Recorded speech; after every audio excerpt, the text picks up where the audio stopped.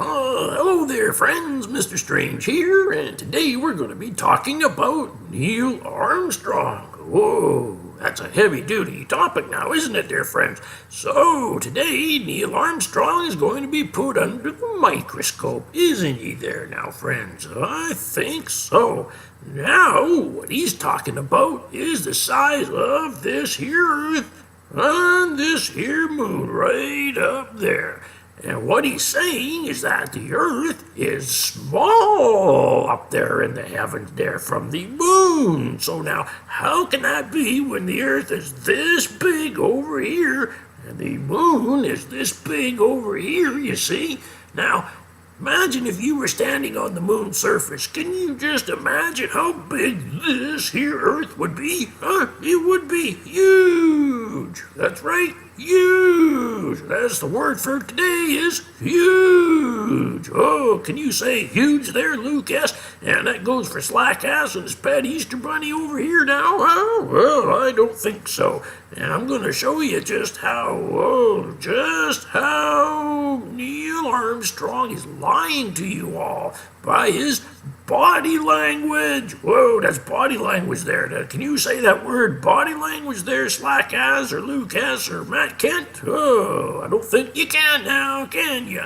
So, without further ado here, let's let Neil Armstrong dig his grave.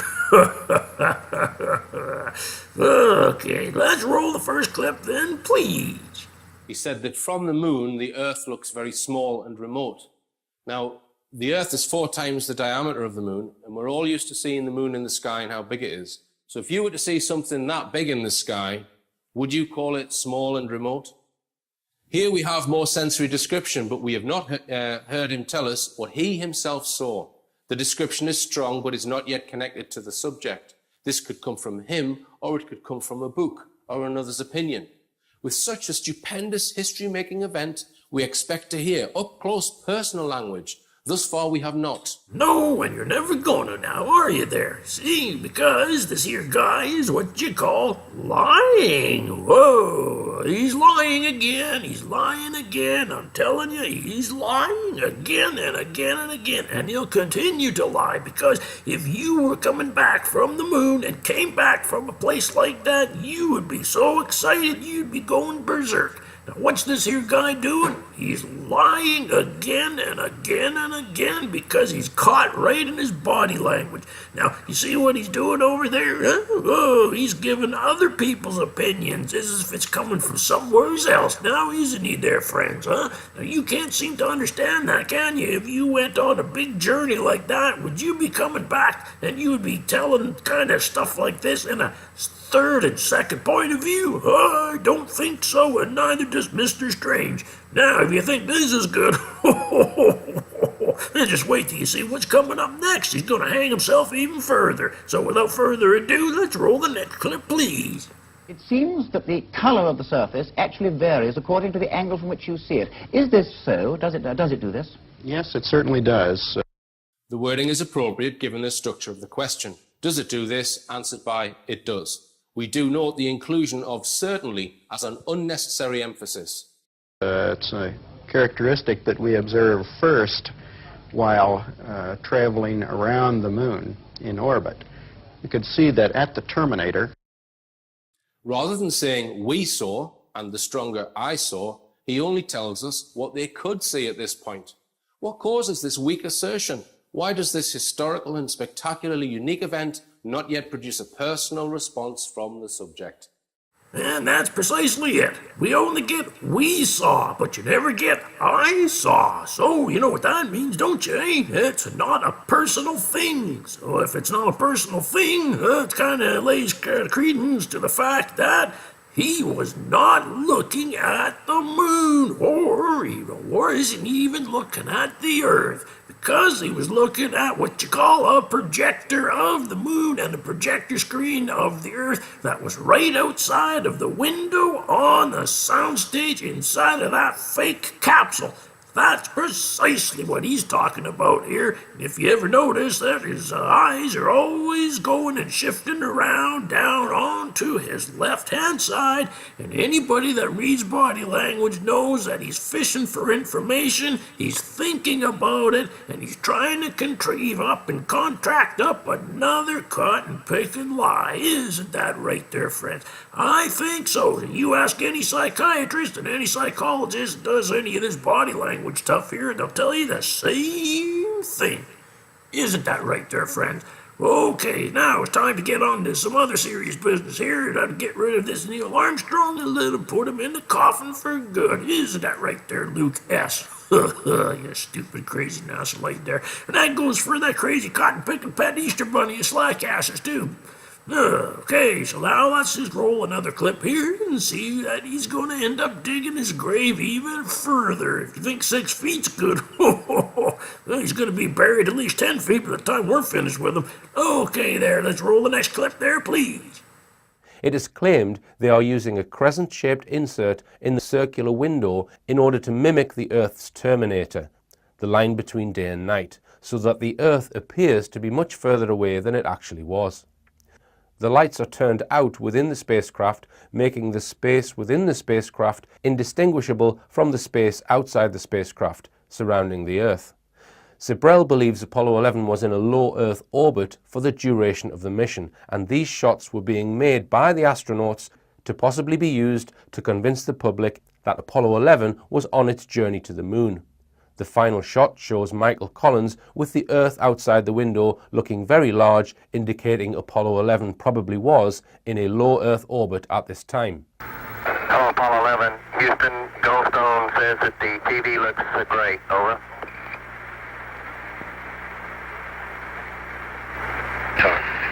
Okay, Roger, we're coming in on Earth.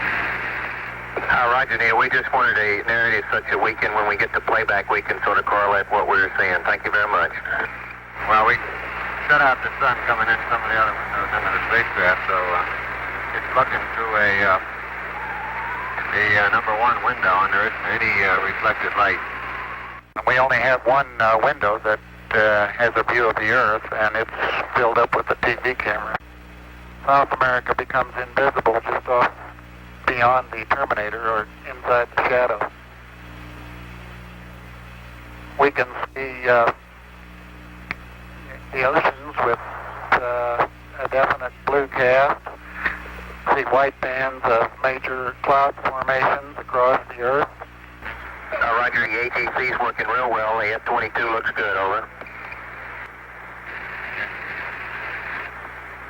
Hello, Apollo 11, Houston, did you copy, over? Roger, we copied that, Charlie. Roger, your transmissions the last couple of times have been about 2 by, over. Okay, how do you read me now? Roger, 5 by now.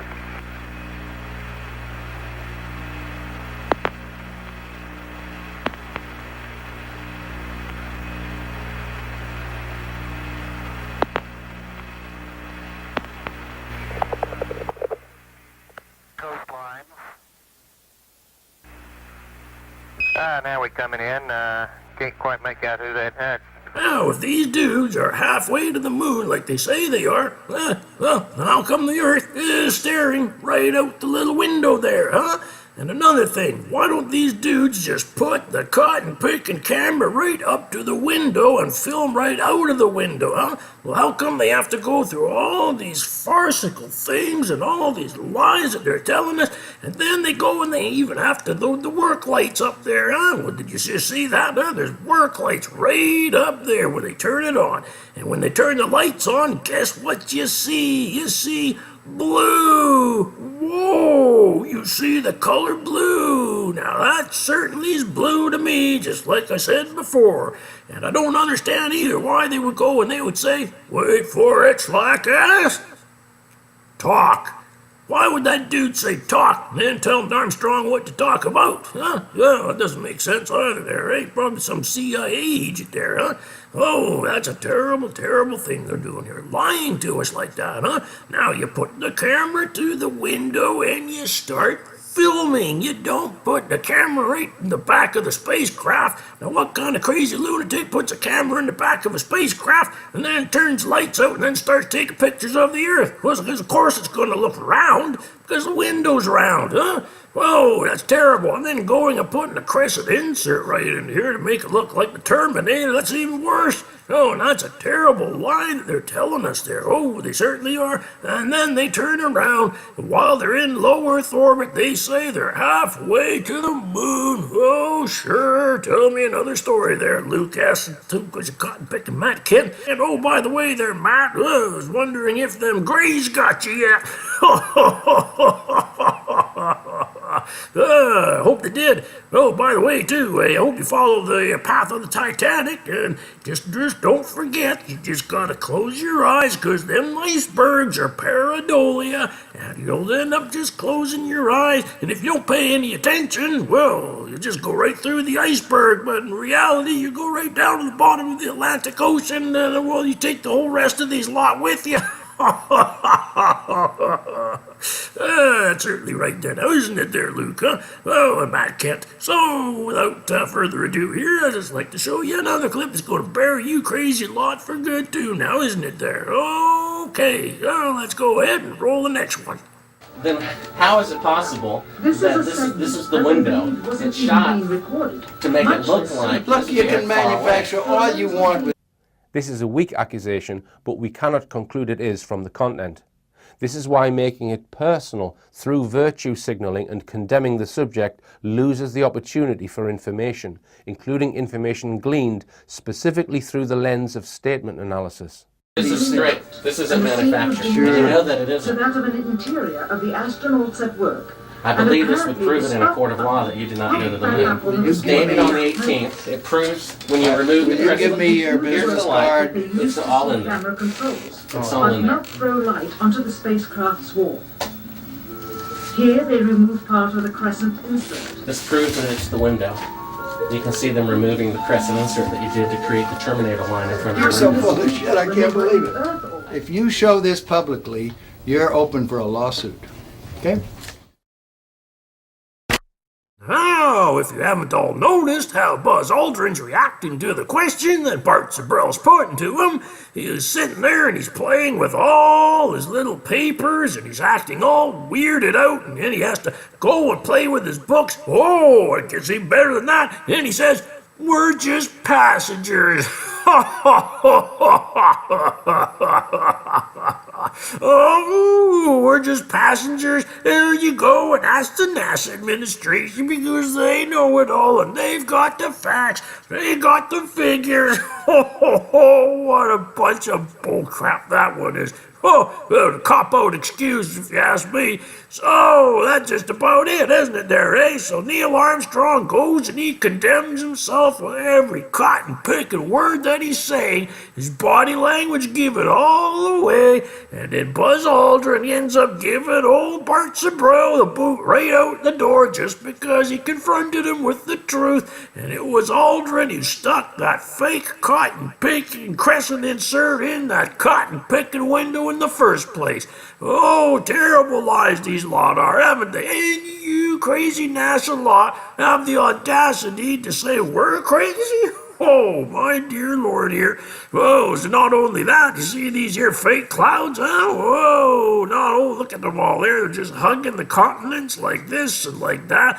Oh, not only that, there, did you notice here? Oh, the ice down in the bottom there? Oh, well, oh, no. Where is it all up here?